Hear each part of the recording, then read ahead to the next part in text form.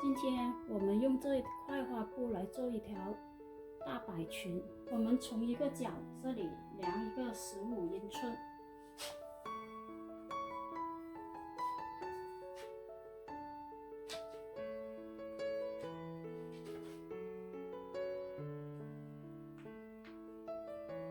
画圆，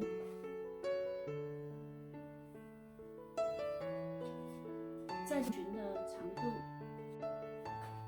接着量出下摆28英寸，要点以这个角为中心画出28英寸的大摆裙。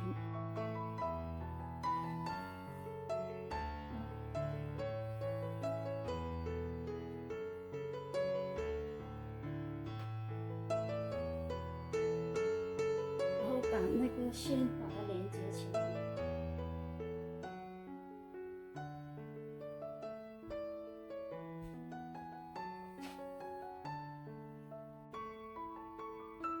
这样就画出一个弧度。我们顺着这个弧度把它裁剪出来。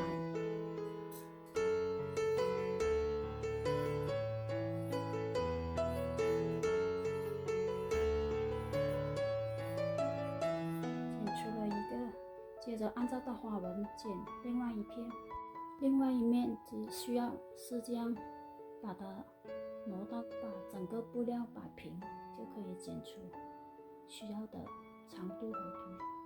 那个裙子的上部分是15英寸，按照这个也画出15英寸的角度把它剪出来。一个大摆裙的下摆就剪出来了。量出上部的裙子的上部尺寸是25英寸，我们接着找一块布料把它裁出裙子的上半部分。现在我们裁出一个裙头是25×2的，腰围是25×2等于50英寸的，长度就是12英寸。这就是我们裁出来的大摆裙的部分，这个是2层，这个也是2层。这个是裙头，到时候往后面折，这里拼接上去。接下来我们先缝合2片。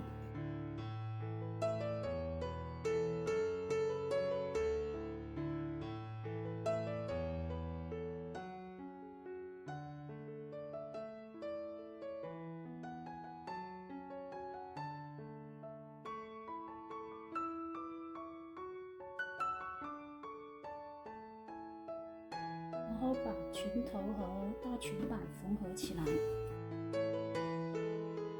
接下来把松紧带给上去，是这样把它车缝。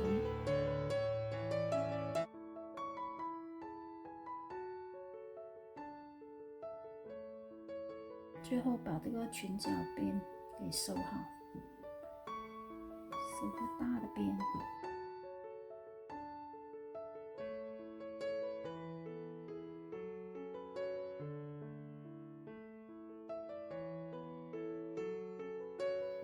上好松紧带，